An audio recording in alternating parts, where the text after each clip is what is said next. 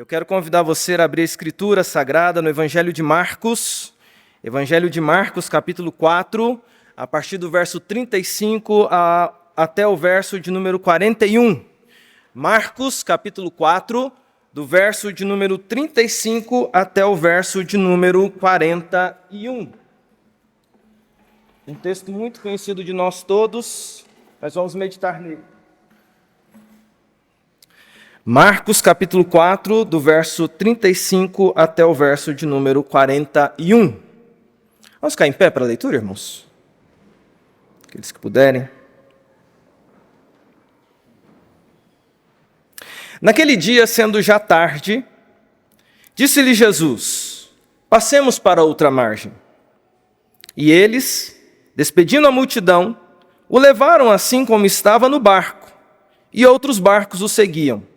Ora, levantando-se grande temporal de vento, e as ondas se arremessavam contra o barco, de modo que o mesmo já estava a encher-se de água, e Jesus estava na popa, dormindo sobre o travesseiro.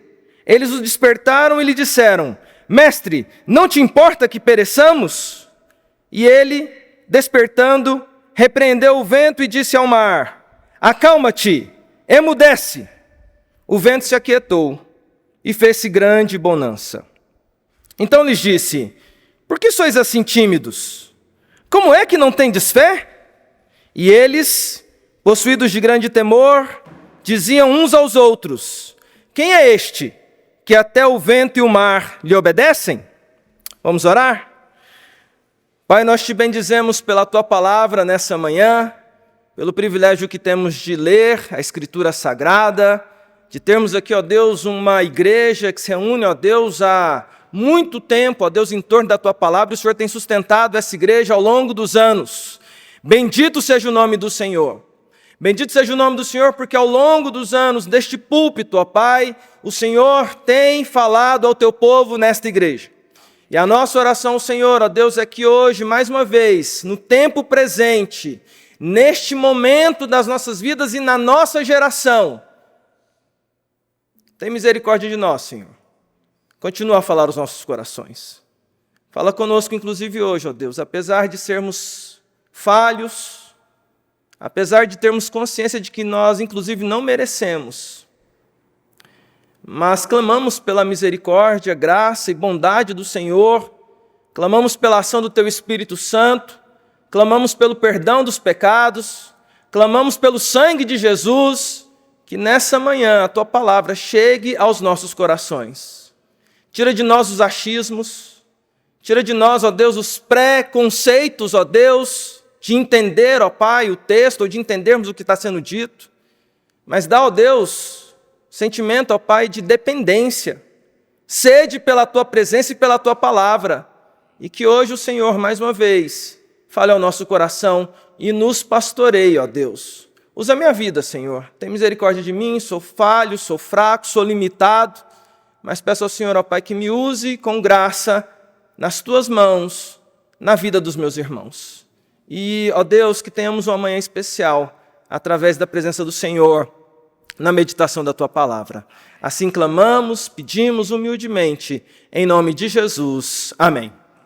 Os irmãos podem se assentar.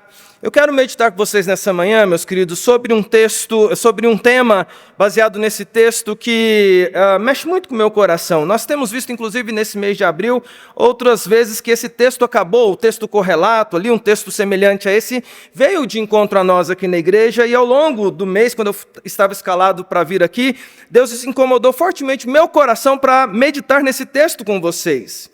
E baseado nesse texto, eu quero meditar com vocês no tema Princípios para enfrentar os desafios da caminhada. Princípios para enfrentar os desafios da caminhada. Nós temos vivido dias, meus irmãos, desafiadores para nós, em que muitas vezes situações chegam até nós, situações estas desafiadoras, situações estas que mexem com a nossa rotina, mexem com a nossa vida, mexem com a nossa estrutura.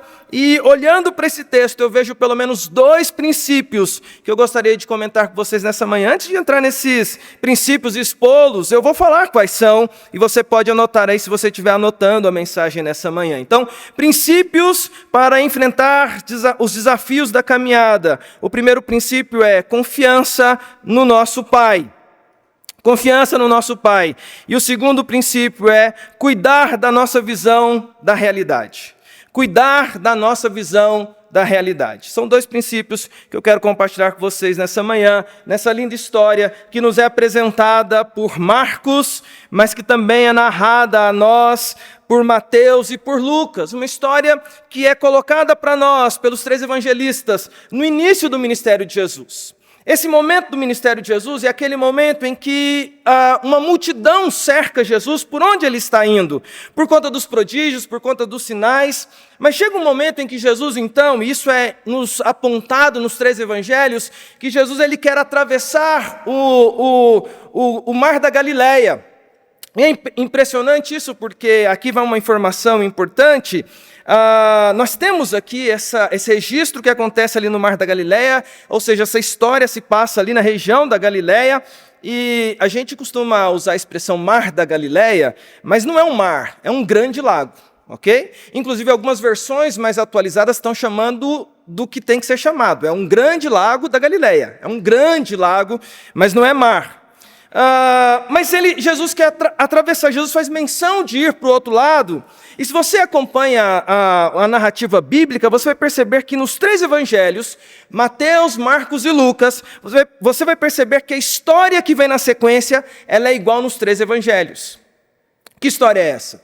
É quando Jesus chega lá em Gadara, os gadarenos ou gerazenos, duas expressões aparecem nos evangelhos, e Jesus vai encontrar com aquele rapaz que estava possuído por uma legião.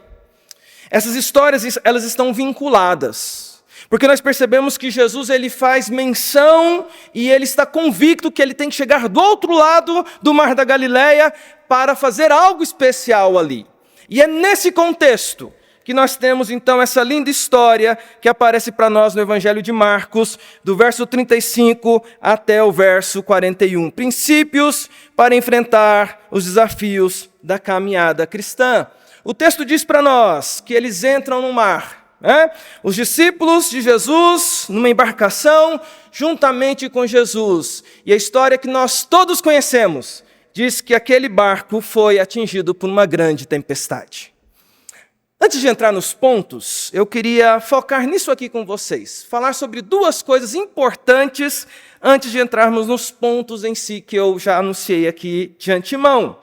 Porque sempre que eu estudo esse texto, a impressão que eu tenho, e eu gosto muito de estudar os evangelhos, esse texto é um texto desses que eu amo estudar e reestudar, ler e reler, mas sempre que eu estudo esse texto, eu tenho uma impressão que nós temos uma dificuldade aqui nesse texto, que é interpretar o que significa essa tempestade. E é uma dificuldade, irmãos, natural. É uma dificuldade que ela envolve um monte de coisas. A distância do tempo, o fato de nós não sermos pessoas do mar. Bem, eu confesso que eu não conheço a vida profissional de todo mundo aqui da Igreja Presbiteriana Unida de São Paulo, mas até onde eu sei não tem nenhum pescador de alto mar aqui.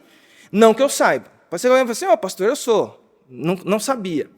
Mas o fato de nós não sermos pessoas que lidam com mar, não lidam com vida de pescaria, lida com essa rotina, faz com que muitas vezes quando a gente fala de tempestade em alto mar, a gente tem uma tendência natural de dar uma diminuída no que foi a situação. E eu sempre gosto de começar esse texto dizendo para os irmãos que, meus queridos, aquela tempestade que acometeu aquele grupo de pessoas foi algo aterrador, foi algo desesperador, foi algo terrível. E algumas pessoas com quem eu já conversei, que estiveram em alto mar e enfrentaram tempestade em alto mar, diz que tempestade em alto mar é uma das coisas mais desesperadoras que existem. Porque a gente que é da terra, que é acostumado com terra e que só entra no mar assim para molhar um pouquinho, né? Vai até ali onde o salva-vida fala, opa, já pode voltar. A gente não sabe o que é alto mar. Uma coisa que acontece no alto mar, queridos, é que, por exemplo, essa sensação que a gente tem aqui do chão firme. Isso aqui é chão firme. A gente é acostumado com chão firme. Quando você está no alto mar, o chão não está firme, o barco vai indo de um lado para o outro. Mas em tempestade, meu querido, a coisa é violenta. Você perde a sensação de equilíbrio. Você começa a ser jogado de um lado para o outro. Isso causa náuseas, isso causa tontura, isso causa desespero, porque é aquela sensação de algo que fica ali fora do seu controle. Soma-se a isso a tese que eu tenho defendido nesse texto, que essa tempestade é uma tempestade de cunho estranho, porque Mateus, Marcos e Lucas vão sempre narrar ela junto ali da história que vem na sequência de Gadara, e eu tenho a impressão que existem elementos das trevas tentando impedir que Jesus chegasse até o outro lado. Portanto, essa tempestade, ela era terrível. Bem, falando ainda só um pouquinho sobre alto mar, eu tenho medo do mar, irmãos. Eu confesso para vocês esse medo que eu tenho de mar, sabe? Mas esse ano, 2023, eu enfrentei o medo. Fui num cruzeiro. Uma coisa maravilhosa, irmãos. Morrendo de medo, mas eu fui. Foi maravilhoso. Eu falei assim, gente, não sabia que era uma coisa tão boa atravessar uma região com alto mar, mas foi fora do país, passei ali saímos lá dos Estados Unidos, fomos para Bahamas, uma coisa maravilhosa, né? Na mesma época, uma amiga minha também pegou um cruzeiro, saindo daqui do Brasil, indo para o Uruguai. E aí eu queria conversar com ela e falar assim, como é que foi o seu cruzeiro? Como é que foi o seu? Porque o meu foi maravilhoso, tranquilo. Ela pegou e falou assim, pastor, foi desesperador. Porque pegamos tempestade, pastor, e a gente não queria sair do quarto, a gente ia tomar banho, a gente ia para os lugares, aquela sensação de ir para um lado para o outro. Eu falei, como que é diferente? Dependendo do humor do mar, a sua experiência é outra. Bem, com isso eu quero dizer para você o seguinte, põe situação difícil nessa tempestade. E quer uma prova disso? Um segundo elemento que eu quero falar com vocês antes de entrar nos tópicos em si. Os discípulos. A tempestade é tão violenta, irmãos, que discípulos de Jesus começam a ficar o quê? Desesperados. É isso que o texto diz para nós. Eles estão angustiados, eles estão desesperados, eles estão achando que vão morrer. Veja, é importante a gente destacar isso aqui, porque eu não sei se você já reparou nisso. Quem são esses discípulos? Dos 12 que Jesus tinha, pelo menos 6 discípulos, pelo menos 6, eram profissionais do mar. Pelo menos os irmãos ali, Pedro, André, Tiago e João, e você tem a suspeita de Natanael e de Tomé, que também eram do mar. Então você tem ali esse grupo de pelo menos metade, gente que era acostumado com o mar. Deixa eu dizer uma coisa para você. Para quem é acostumado com uma realidade, você há de concordar comigo, meu querido irmão, que não é qualquer situação que assusta alguém que é acostumado com uma certa realidade. Vou dar outro exemplo para te explicar esse texto aqui, para você entender o quanto que é importante o texto descrever os discípulos angustiados. Porque a coisa está tão fora do normal, está tão estranha, que gente que é acostumado com aquilo está com medo. Eu costumo usar o exemplo em paralelo de viajar de avião. Bem, eu também tenho medo de viajar de avião. Vocês podem perceber que eu sou um pastor medroso.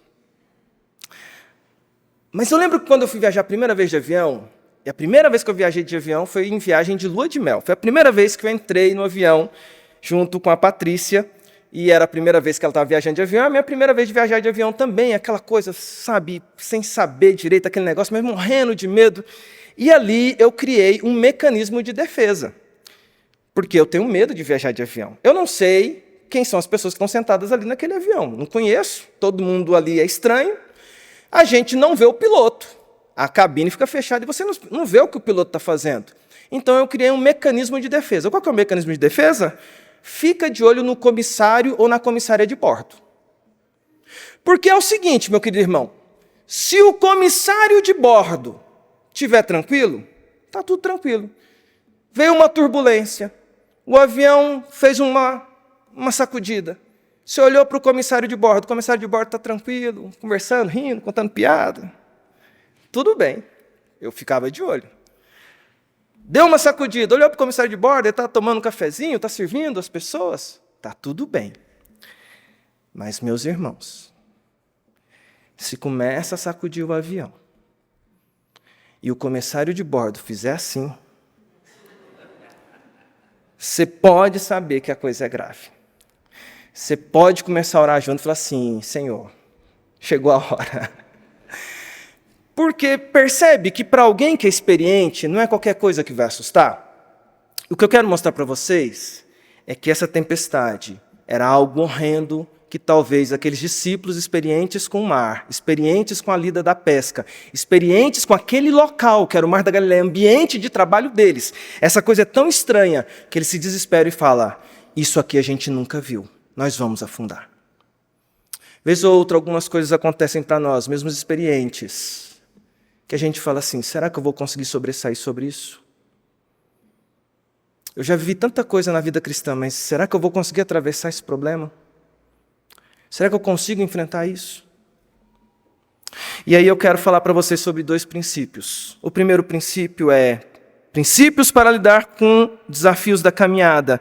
Primeiro princípio, meu querido irmão, confiança no nosso Pai. Olha o que o texto diz para nós, a partir do verso 35, e nós vamos até o verso de número 38.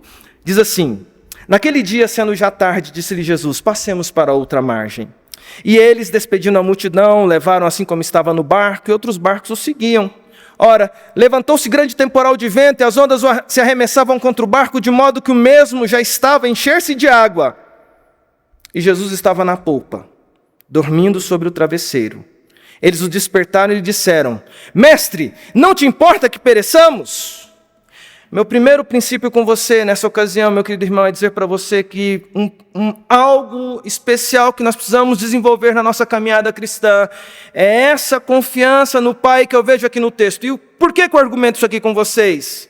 Esse é o contexto de uma tempestade violenta, talvez jamais vista por aqueles homens experientes.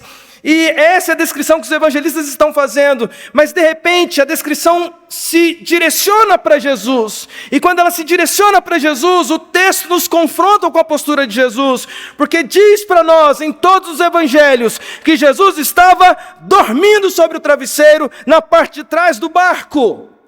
Meus irmãos, isso é muito didático para nós, porque perceba o que está acontecendo aqui. E é importante dizer isso aqui para nós. Esse texto ele tem uma clara aplicação aqui para nós, que nós precisamos respeitar o texto. Veja, eu acredito que a Escritura ela fala aquilo que é a verdade. Portanto, eu não acredito na tese que diz o seguinte, que Jesus estava fingindo que estava dormindo. Sabe aquela coisa, está com o olho fechado, outro olho aberto, só para ver o que está acontecendo, assim, vamos ver até onde vai esse negócio. Não. E eu também não acredito na aplicação que diz o seguinte, olha, Jesus está dormindo na sua vida, acorda Jesus. Também não é isso que o texto quer nos ensinar. O texto mostra para nós que Jesus está, de fato, literalmente, dormindo na parte de trás do barco, enquanto está tudo um caos. O texto diz para nós que Jesus está mansamente dormindo na parte de trás do barco. E a pergunta que nós precisamos fazer é por que é que Jesus está assim, calmamente, descansando, enquanto tudo está uma desordem? E a resposta que eu vejo estudando esse texto, meus queridos irmãos, é que só tem uma possibilidade. Jesus sabe muito bem quem é o seu Pai. E porque ele sabe muito bem quem é o seu Pai, ele sabe muito bem qual é a sua identidade, ele sabe muito bem qual é o plano de Deus para a vida dele, de Deus Pai para a vida dele, Deus Filho, ele consegue, mesmo em uma situação adversa, repousar em meio à tormenta. Meus queridos irmãos, a gente só descansa quando a gente confia.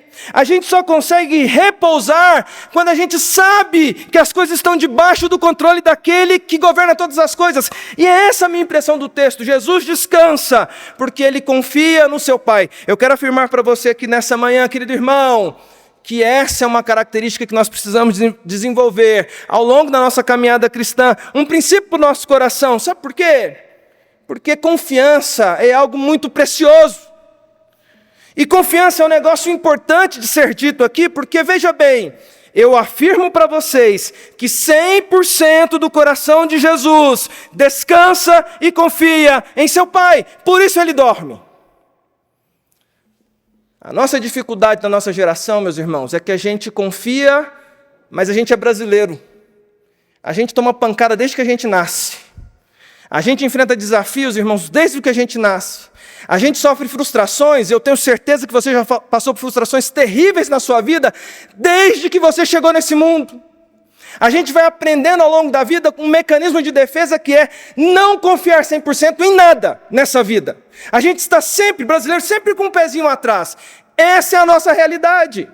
Só que Jesus aqui quer quebrar essa questão do ser humano e de nós, inclusive, que estamos recebendo essa mensagem no dia de hoje, que é aprender um princípio que ele tem aqui, que é descansar em quem é o seu Pai. E ele descansa 100% do seu coração. Veja o que eu quero dizer para você aqui nessa manhã. Não é confiar 50% em Deus e os outros 50% você ficar recuado. Não é confiar 80%, mas você fica com 20% ali. Se não der... Meu querido, no que tange a sua jornada, diante dos desafios que têm chegado até você, eu quero dizer para você que nessa manhã, confie 100% no que Deus está fazendo. Quando a gente sabe que Deus está no controle de todas as coisas, isso faz diferença em meio às circunstâncias que vão aparecendo ao longo da jornada. E veja, essa confiança de Jesus é uma coisa magnífica aqui do texto, porque quando fala dessa confiança que ele tem no Pai, essa entrega que ele tem no Pai, nós somos desafiados, meus queridos irmãos, a fazer esse mesmo tipo de conclusão para as nossas vidas. Ou seja, nós precisamos aprender o desafio da plena confiança, que é algo tão complicado para nós. Sabe que eu descobri um pouco desse texto? Me permitam contar uma história para ilustrar. Eu aprendi um pouco melhor desse texto quando eu vivenciei uma situação, quando eu era pastor lá em Goianésia. Fui pastor em Goianésia durante 12 anos, pastor titular da Igreja Presbiteriana do bairro Carrilho, em Goianésia.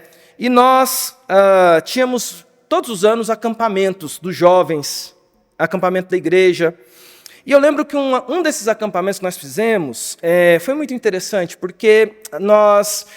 já tínhamos criado uma equipe de acampamento muito experiente, a gente já tinha ali anos de experiência em acampamento, e num acampamento que nós fizemos em 2015, eu lembro que eu estava lá tomando conta da situação da igreja, e descia para ir para a igreja e voltava para o acampamento, porque ele ficava numa parte alta da cidade, um local muito bom, mas como pastor eu ia lá para a igreja, para cuidar das coisas da igreja e dar abastecimento para alguma coisa que era preciso. Falava, pastor, traz alguma coisa para a gente aqui, aquela coisa de acampamento. Mas eu lembro que eu desci para a cidade e começou a vir uma chuva muito forte na cidade, uma chuva muito, muito agressiva naquele dia. Eu falei assim, olha, deixa eu correr lá para o acampamento, subir a serra, porque essa chuva vai chegar lá daqui a pouco e o pessoal precisa estar preparado. Meus queridos irmãos, eu chego no acampamento e quando eu estou avisando assim, pessoal, se prepara que está vindo uma chuva aí, vamos organizando aí instrumentos, guardar instrumentos, vamos nos organizar. Eu estou falando isso quando vem uma chuva violenta, uma tempestade.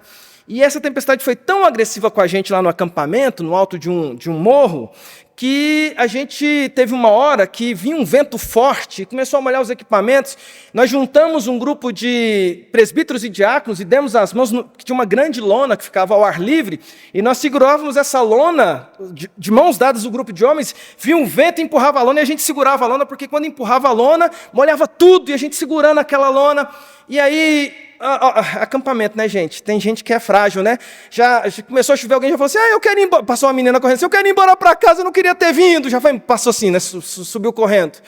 Aí eu estou lá segurando as coisas, alguém grita assim, caiu uma árvore no carro do pastor. Eu falei, misericórdia, caiu uma árvore no carro do pastor. Aí alguém gritou assim, não é do seu carro não, pastor, é do pastor Neuvair. Eu falei, graças a Deus.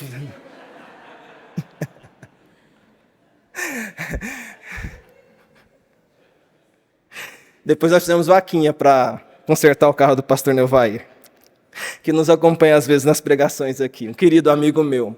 Caiu uma árvore no carro do pastor, amassou o carro, precisou chamar bombeiro para tirar o carro debaixo da árvore. Uma confusão, meus amigos, uma confusão. E eu lembro que eu entendi esse texto aqui melhor nesse dia. Eu lembro que eu estava aqui de mãos dadas com presbíteros e diáconos segurando a lona, mas tinha um diácono que não estava com a gente, que era o diácono Elcio. O Elcio tinha acabado de ter um filho, Pedro. O Pedro era recém-nascido.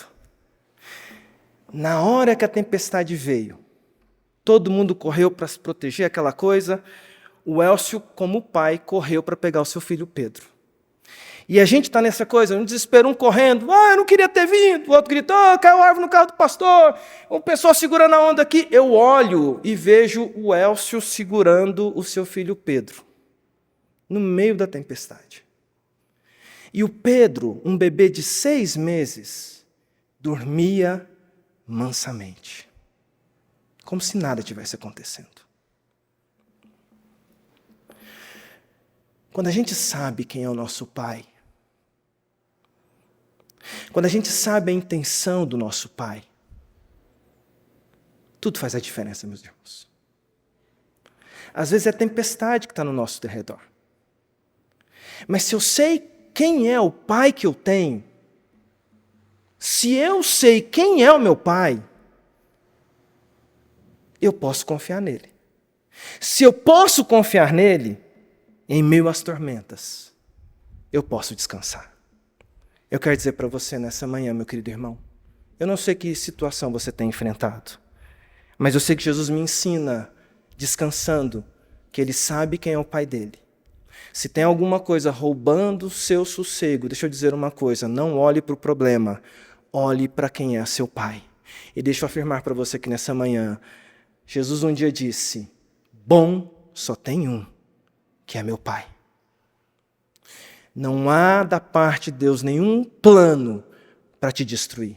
Pelo contrário, tudo que Deus faz para a sua história e para a sua vida vai gerar bênção na sua história e vai gerar a glória ao nome dele através da sua história. Meu querido irmão, confie 100% no que Deus está fazendo na sua vida. Confie no seu Pai. Isso me leva ao meu segundo argumento. Esse meu primeiro argumento é justamente dizer para vocês que Jesus está dormindo e ele dorme porque ele confia. O meu segundo argumento com vocês é princípios para lidarmos com os desafios da caminhada. O segundo princípio é o que eu quero deixar com vocês: cuidar da nossa visão da realidade. Olha a sequência da história. A sequência da história diz então, a partir do verso 38, E Jesus estava na popa dormindo sobre o travesseiro, eles o despertaram e lhe disseram, mestre, não te importa que pereçamos? E ele despertando, repreendeu o vento e disse ao mar, acalma-te, emudece. O vento se aquietou e fez grande bonança. Então lhes disse, por que sois assim tímidos? Como é que não tendes fé? Um segundo momento dessa história, Jesus acorda.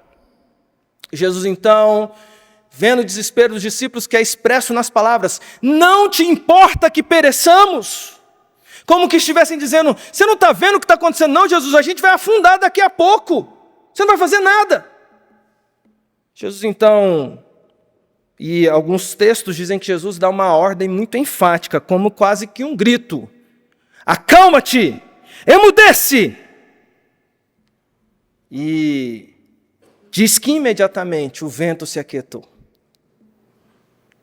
E diz que imediatamente fez grande bonança. E aqui, inclusive, alguns que são do alto mar, eu gosto de conversar sobre esse assunto de mar, dizem que quando há uma grande tormenta no alto mar, queridos, quando a tempestade cessa, o mar, depois de agitado, ele demora um tempo para parar. Ele não para de uma vez, ele foi agitado, ele vai parando aos poucos, de forma que uma tempestade violenta pode fazer com que o mar agitado demore 1, 2, 3 dias para se acalmar. O texto diz que a autoridade de Jesus é tão estupenda, é tão gigantesca, a autoridade dele é tão poderosa, que o mar imediatamente parou. Glória a Deus por isso. Mas ele vai ter uma conversa com os discípulos. E ele vira para os discípulos e fala assim, por que vocês são assim tímidos? Como é que vocês não têm fé? E aqui nós temos o foco do meu segundo argumento com vocês. Cuidar da nossa visão da realidade. Muita gente tem aplicado esse texto, e eu respeito cada uma das aplicações, que falam que nós precisamos ter fé para mandar a chuva parar e para mandar o mar sossegar. Mas sabe que eu tenho estudado a história do cristianismo, e a impressão que eu tenho é que Jesus não está falando disso. Jesus não está dizendo para a gente assim, olha, quando tiver a tempestade, manda a tempestade parar. Sabe que não é isso. E um dos argumentos que eu uso, olhando para esse texto, olhando para o próprio princípio do texto, mas a sequência dos próprios discípulos. A gente não vê discípulo mandando o mar sossegar, não vê discípulo mandando o vento parar, na sequência da história do povo de Deus. Aliás, tem um apóstolo que não estava dos 12, mas é o apóstolo Paulo, que inclusive naufragou.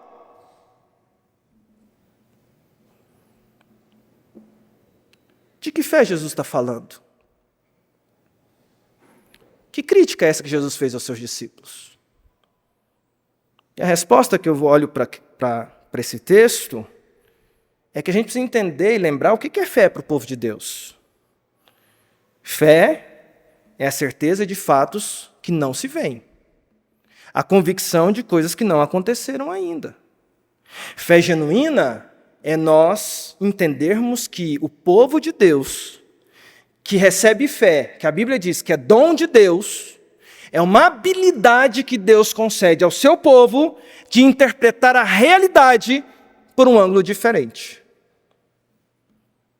Os que são da fé, ao enfrentarem os desafios, eles sempre têm um olhar diferente por causa do óculos que a fé coloca em nós. Jesus viu o desespero daqueles homens. Eles estavam agindo como se fossem pessoas que não soubessem quem é Jesus, quem é Deus, ou os planos de Deus. Mas aqui a gente tem muito claro uma situação que se apresenta para nós aqui, que é Jesus olhando para a situação e os discípulos olhando para a mesma situação. Vejam, tem tempestade e os discípulos de Jesus estão olhando para a tempestade. Tem água entrando no barco e tem os discípulos de Jesus olhando para a água entrando no barco.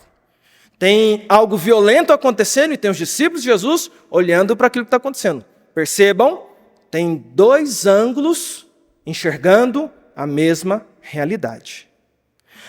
Ao meu ver, a crítica que Jesus faz é: como é que vocês não interpretaram essa realidade pelo ângulo da fé? Em que momento vocês deixaram de confiar que Deus haveria de controlar a situação? Seja através de mim, seja de outra forma. O fato é, em que momento em que o coração de vocês se deixou levar pela visão que as pessoas têm sem fé? Sabe, meus irmãos, e aí temos um grande desafio para nós. Porque nós vivemos em um mundo em que as coisas se apresentam do mesmo jeito para todos nós, cristãos e aqueles que são não cristãos. Você já reparou que problema vem para todo mundo? Situação chega para todo mundo? Tragédia chega para todo mundo? E, meus irmãos, aqui está falando para vocês um pastor que tem 20 anos de ministério, que já passou por muitas tragédias. Já passei por situações de lágrimas, de dores. A caminhada cristã é uma caminhada dura. Porque é assim para todo mundo, é dura para todo mundo, mas a realidade ela é difícil para todo mundo. Este mundo é assim. Só que nós somos o povo da aliança. Nós somos o povo da fé. Em suma, quando situações adversas se apresentam perante nós, a nossa visão da realidade, que nos cerca, por causa da fé, vai ser sempre diferente. Nós somos o povo que não nos desesperamos com má notícia.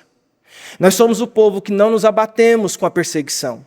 Nós somos o povo que historicamente permanece de pé. E isso está na história do cristianismo, na era dos mártires, né? Estavam sendo mortos, eles morriam glorificando a Deus. Nós somos esse povo. Nós carregamos essa herança. E sabe por que a gente é assim? Por causa dessa palavrinha pequenininha que muda toda uma visão das coisas. E essa palavra se chama fé. A crítica de Jesus é: como é que vocês não tiveram fé para enfrentar essa situação? Não dá. Se a gente for enfrentar os desafios sem fé, não vai dar certo. Meus queridos irmãos, eu quero desafiar você aqui nessa manhã, junto com a confiança no Pai, pedir que Deus te abençoe, renovando a fé do seu coração. Porque a fé do nosso coração nos permite enxergar aquilo que ninguém vê, porque nós somos o povo da fé. A fé que cerca o nosso coração nos permite acreditar naquilo que ninguém acredita. E interpretar mesmo as situações mais dolorosas pelo ângulo correto. Porque ao nosso redor vai ter sempre alguém dizendo o seguinte: nossa, como é que você não está desesperado com isso? Meu Deus, como é que você não está louco? Você não está arrancando os cabelos com a situação? Eu estou enxergando com os óculos da fé. E a minha realidade, mesmo você vendo a mesma coisa, é diferente da sua realidade. Eu quero caminhar para o encerramento, meus irmãos, contando uma história. Me permitam contar mais uma história sobre essas que a gente vivencia na caminhada e que mostram como a gente precisa simplesmente confiar e ter fé. Eu estou usando muito exemplo de acampamento, porque os nossos jovens hoje estão em acampamento, estão num acampamento e terminando aqui eu vou lá para estar com eles. Vou pregar lá hoje à noite no acampamento e voltaremos, se Deus permitir, amanhã à tarde. Toda essa turma que foi. Mais de 50 jovens estão lá nesse acampamento. Mas, falando de acampamento, eu contei uma história sobre acampamento. Deixa eu te contar outra história que eu vivenciei em acampamento. Essa de 2011. Eu lembro que em 2011 nós fizemos um acampamento, que foi um acampamento que nós unimos as igrejas presbiterianas da cidade e do presbitério do qual fazia parte ali em Goianésia, em Goiás. E nós tivemos um acampamento muito grande, um acampamento nesse mesmo lugar onde eu contei a primeira história. E foi um acampamento em que a gente reuniu ali mais de 200 pessoas, num bom acampamento, uma coisa maravilhosa, um acampamento, sabe, daqueles assim que ia tudo ia bem nesse acampamento.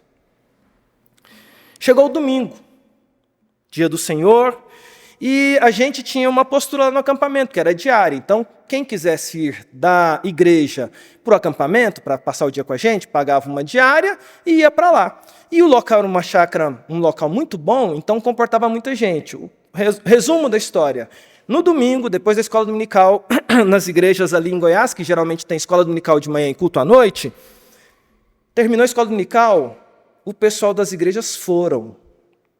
E nós tínhamos no domingo, lá pela manhã, por volta de 300 pessoas no acampamento. Muita gente. E a gente tinha uma equipe de cozinha muito preparada, a gente tinha uma estrutura muito boa, e a gente avisou para as cozinheiras, irmãs da igreja, contratadas: olha, temos aí muita gente. E as irmãs falaram assim: pastor, o almoço está pronto, pode ir falando para o pessoal fazer a fila. E eu lembro desse dia que a gente tinha uma fila gigantesca, irmãos. Mas pensa numa fila grande para almoçar. Parece que naquele dia o povo estava com mais fome. Eu falei: gente, hoje a gente está com muita gente aqui nesse acampamento. E a gente tinha um hábito lá, porque era um local que a gente fazia acampamento, só que a cozinha ficava na parte de baixo, o salão do templo ficava na parte de cima, e eram aquelas panelonas grandes. Então, para a gente deslocar as panelas de um lugar para o outro, não tinha jeito, porque era panelaço, né? Então, a gente criou um mecanismo. Tinha um carro que tinha uma carretinha, carretinha que chama, né? Aquele suporte, a gente colocava as panelas nesse suporte, enganchava a carretinha e o carro ia devagarzinho subindo uma rampa até chegar lá em cima, pegávamos os panelaços, colocávamos no local de servir e começou o almoço. Fizemos isso várias vezes. Mas num domingo, irmãos, dia do Senhor, fila, 300 pessoas com fome. Eles foram colocar a panela na carretinha. Um jovem que era responsável por engatar a carretinha, ele esqueceu de engatar, ele só encaixou. E quando o carro saiu, a carretinha virou com toda a comida. A primeira coisa que nos preocupamos é aquela comida quente, tinha carne, feijão, essas coisas, daquilo ir no menino e queimar o menino. Graças a Deus ele não se queimou, mas virou, e a gente perdeu naquele dia. Panelaço de arroz foi embora, panelaço de feijão foi embora. Eu estava lá em cima quando o pessoal começou aquela correria dos equipantes. Eu falei: está acontecendo alguma coisa, a comida não está chegando, o pastor fica cobrando, né? Cadê o almoço? Cadê o almoço? E alguma coisa diferente. Aí o líder dos jovens falou assim: pastor, aconteceu um acidente lá embaixo. Eu falei: que acidente? Pastor, a gente perdeu a comida. E aí ele começou a chorar.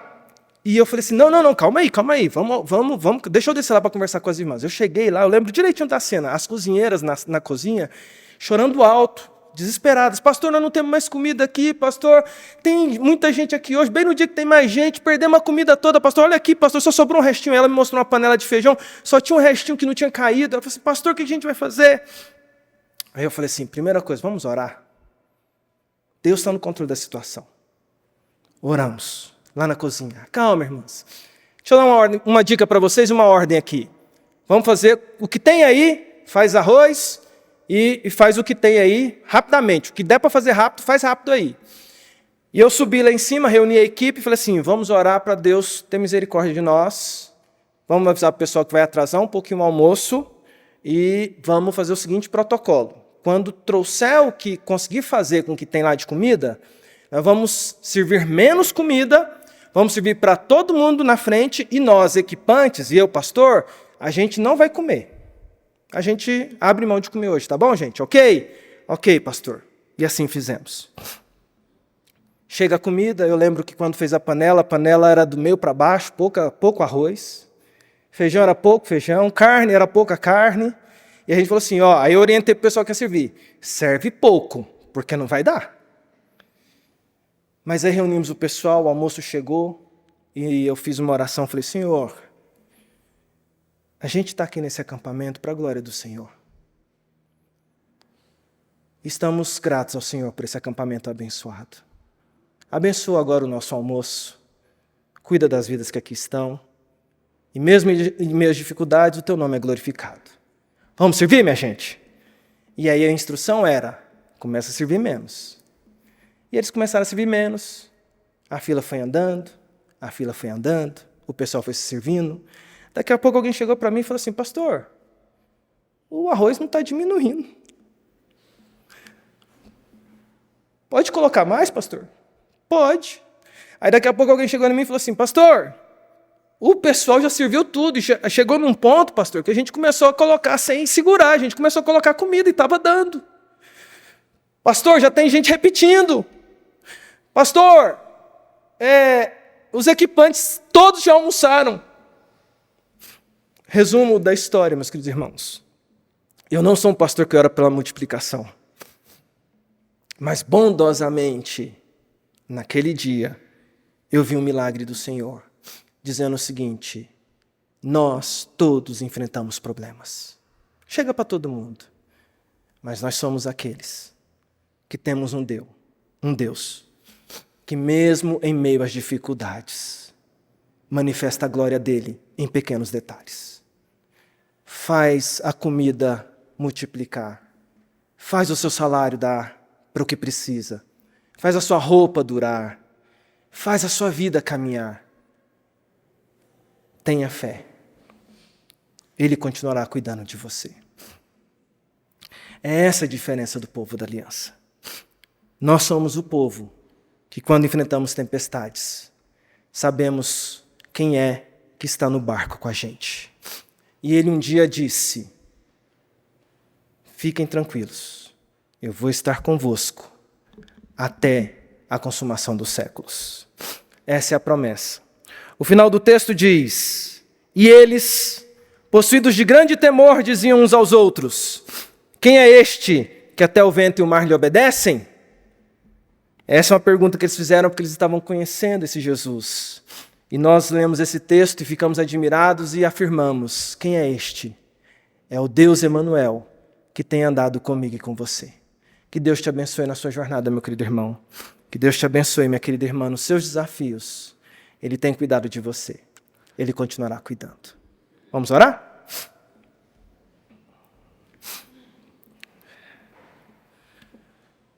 Senhor, nós te bendizemos pela tua palavra que é espetacular. Estudar um texto como este, ó Deus, é a certeza de que seremos edificados por esses princípios, ó Deus, que norteiam o teu povo. Nós somos o teu povo, povo da aliança. E temos experimentado da tua graça, da tua bondade, da tua misericórdia, inclusive em meio às dificuldades. Porque confiar quando tudo vai bem é fácil. O nosso desafio é confiar quando as coisas estão fora do controle.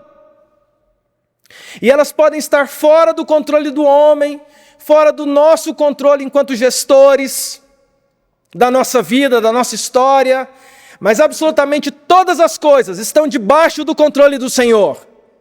E nós te bendizemos por isso. Assim, resta-nos, e fazemos isso com alegria, resta-nos confiar. Resta-nos, ó Deus, interpretar a realidade pelo ângulo correto. E nós a interpretamos com os olhos da fé. Assim nos ajuda na caminhada, Senhor.